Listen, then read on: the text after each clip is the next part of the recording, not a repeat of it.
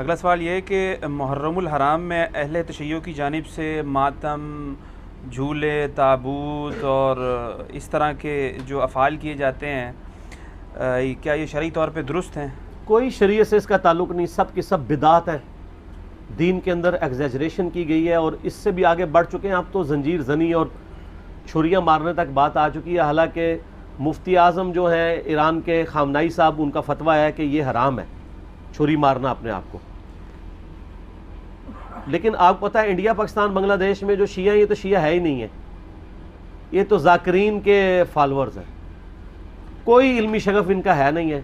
انہوں نے رسومات کا نام جو ہے وہ اہل بیت اور مکتب اہل بیت اپنے آپ کو کہہ رہے ہیں۔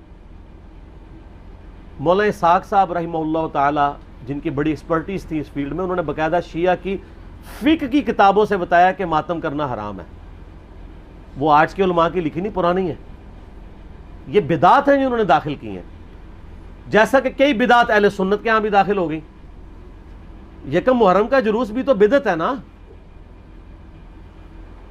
اگر 10 محرم کا بدعت نکالا ہوا انہوں نے، پروگراموں کے میں خلاف نہیں ہوں، آپ کریں، سارے خلفائے راشدین کے پروگرام کریں، لیکن سڑکیں بلاک کر کے لوگوں کو تکلیف میں ڈالنا، مریض ہاسپٹل تک نہ پہنچ سکیں، بچے سکولوں تک نہ پہنچ سکیں، اور اس طریقے سے یہ معاملات کو کرنا، یہ نہیں ہونا چاہیے۔ آپ کنٹرول انوائرمنٹ کے اندر کسی گراؤنڈ میں سرمنی کریں، کسی مسجد میں کریں، کسی امام بارگاہ میں کریں، ضرور کریں، لیکن یہ جو باقی جو چیزیں، یہ جھولے اور ذوالجناح کے جلوس نکالنا اور یہ پنجے اور اس کے نیچے سے گزرنا، اور پھر آج کل تو گھوڑوں کو دفنا بھی رہے ہیں، ٹھیک ہے، تو یہ سب کے سب بدعات ہیں دین میں داخل کی ہیں، اور اس کی وجہ سے شیعہ کی ان ایکٹیویٹیز نے یعنی مکتب اہل بیت کو نقصان پہنچایا ہے۔ بجائے کہ ان کی تعلیمات کو سامنے لایا جاتا، ان لوگوں نے ان معاملات میں ڈالنا شروع کر دیا۔ ماتم بھی بالکل حرام ہے۔ میں نے یوٹیوب پہ میرا کلپ آلموسٹ 20 لاکھ کے قریب لوگ دیکھ چکے ہیں، ماتم کے حق میں شیعہ کے 3 دلائل، میں نے اس کا جواب دیا ہے، اور اس میں جو ایک ٹاپ آف دا لسٹ یہ پیش کرتے ہیں، میں حصول برکت کے لیے عرض کر دیتا ہوں۔ بلکہ میں اگلے دن ایک شیعہ عالم کو دیکھ رہا تھا، تو وہ دنیا ٹی وی پہ ایک پروگرام تھا، اس پہ بیٹھ کے وہ کہہ رہے تھے کہ جی پہلا ماتم تو سیدہ عائشہ نے کیا ہے، ٹھیک ہے جی، نام میں نہیں لیتا، آپ سب کو پتا ہے کیونکہ نام والی پالیسی اب نہیں ہے۔ تو اب اس بیچارے کا بھی قصور نہیں ہے، اس نے اپنے بابوں سے یہی سنا ہوا ہے، اس نے مسند احمد خود کھول کے بھی نہیں کبھی دیکھی ہوگی، سنی انہوں نے نہیں کھولی بھی، تو اس بیچارے نے کہاں سے کھولنی ہے، جن کی اپنی کتاب ہے۔ ہم نے بہت پہلے ریکارڈنگ کرا دی کہ مسند احمد میں آگے الفاظ ہیں، سیدہ عائشہ کہتی ہیں، اتنا حصہ تو بخاری مسلم میں بھی موجود ہے کہ نبی علیہ السلام کی وفات میری گود میں ہوئی۔ تو سر اس سے سیدہ عائشہ کی یہ فضیلت تو ثابت ہوئی کہ اللہ تعالیٰ نے اپنے محبوب صلی اللہ علیہ وسلم کو سیدہ عائشہ کی گود میں وفات دی، تو یہ فضیلت بھی تو ثابت ہو رہی ہے نا، تو یہ بھی فضیلت پھر مانے نا۔ جیسا کہ اہل حدیث جب وہ موضوع پہ مسح، جرابوں کے مسح کی بات شروع کرتے ہیں تو کہتے ہیں وہ تو بخاری مسلم میں پگڑی پہ مسح کی بھی حدیث ہے، تو ہم کہتے ہیں اس سے صرف پگڑی کا مسح نہیں، پگڑی بھی تو ثابت ہو رہی ہے نا، لال رومال لاؤ تو پگڑی پاؤ۔ تو شیعہ جب کہتے ہیں کہ سیدہ عائشہ کی گود میں نبی علیہ السلام کی وفات ہوئی، تو سیدہ عائشہ کی تو فضیلت ثابت ہو رہی ہے۔ پھر وہ بخاری میں واقعہ بھی ہے مسواک والا۔ تو مسند احمد میں آگے الفاظ ہیں کہ سیدہ عائشہ کہتی ہیں جب نبی علیہ السلام کی وفات ہوئی تو میں نے آپ کا سر تکیے پہ رکھا اور باقی عورتوں کے ساتھ مل کے میں نے اپنے چہرے کو پیٹنا شروع کر دیا۔ وہ کہتے ہیں نہیں دیکھیں نہیں، یہ ماتم کا آغاز تو وہیں سے ہوا ہے، لیکن اس کے آگے الفاظ ہیں کہ یہ میری کم عمری اور ناسمجھی کا نتیجہ تھا۔ تو اگر یہ انہوں نے ثواب سمجھ کے کیا ہوتا تو کہتی کہ یہ میری میچیورٹی اور ثواب کے حصول کا ذریعہ تھا۔ تو سیدہ عائشہ کا رجوع ثابت ہے۔ یہاں پہ بھی ایک دفعہ جن دنوں میں ہم مناظرے وغیرہ کر لیا کرتے تھے، یعنی آج سے 10 سال پہلے کی بات کروں، تو ایک شیعہ ذاکر آئے تو وہ بھی کتاب اٹھا کے اپنی لے آئے کہ جی یہ سیدہ عائشہ نے، میں نے کہا یار تمہیں بھی دھوکہ دیا کہ ہم مسند احمد کھول کے آپ کو دکھاتے ہیں، یہ تو ہمارے حق میں دلیل ہے، تو یہ آدھی روایتیں بیان کرتے ہیں۔ تو سیدہ عائشہ کا کوئی ماتم ثابت نہیں۔ دوسری دلیل یہ وہ قرآن پاک سے لیتے ہیں کہ جب فرشتوں نے آگے بشارت دی سیدنا ابراہیم کی جو پہلی بیوی تھی سارہ کہ ان کے ہاں بھی اب اولاد ہوگی، تو انہوں نے حیرانگی میں اپنا چہرہ پیٹا تھا، جیسے عورتیں کہتی ہائے اب بڑھاپے میں ایک 80-90 سال کی بوڑھیا پریگننٹ ہو جائے تو وہ تو پریشان ہی ہوگی نا.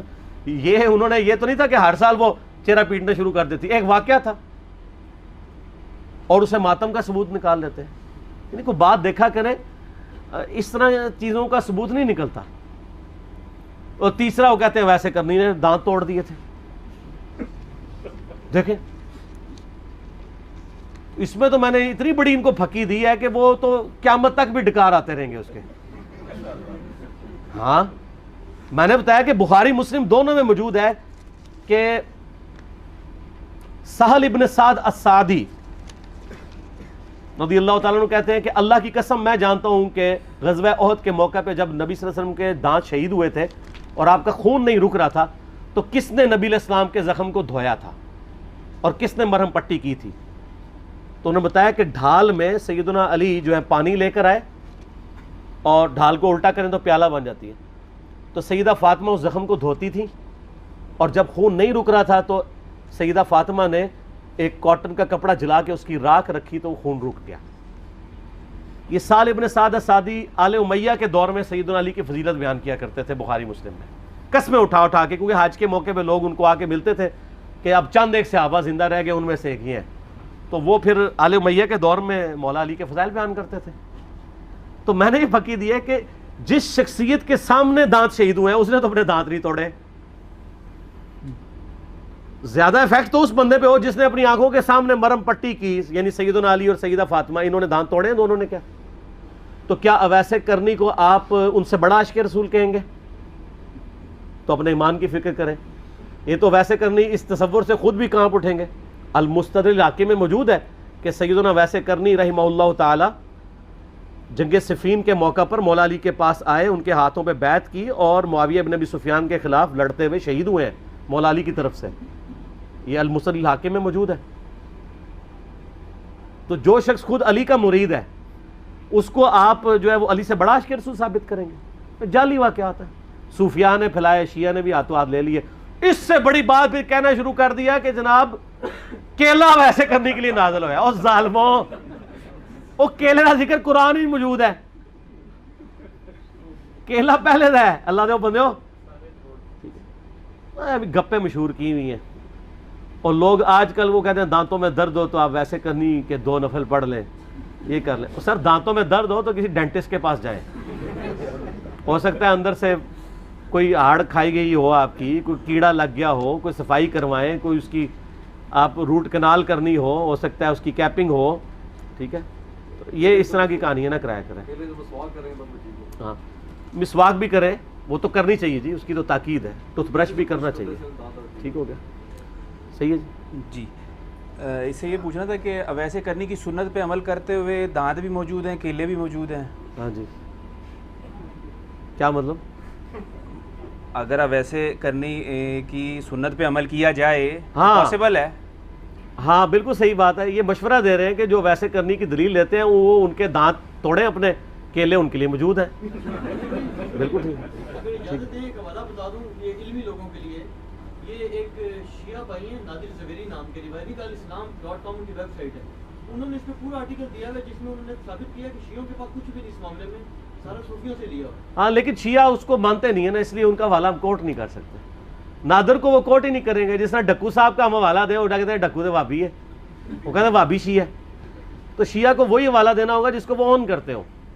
جس طرح میں نے خامنائی صاحب کا کیا, ان کو وہ اون کرتے ہیں نا. اس طرح کا تو جو بھی بات کرے گا اس کو تو نکال کے پرے مارتے ہیں. جیسے اب اہل حدیث کو مولانا اسحاق صاحب کا حوالہ تو نہیں دیا جا سکتا, کیسے دیں؟ ٹھیک ہے, وہ انہوں نے نکال دیا ہوا ہے.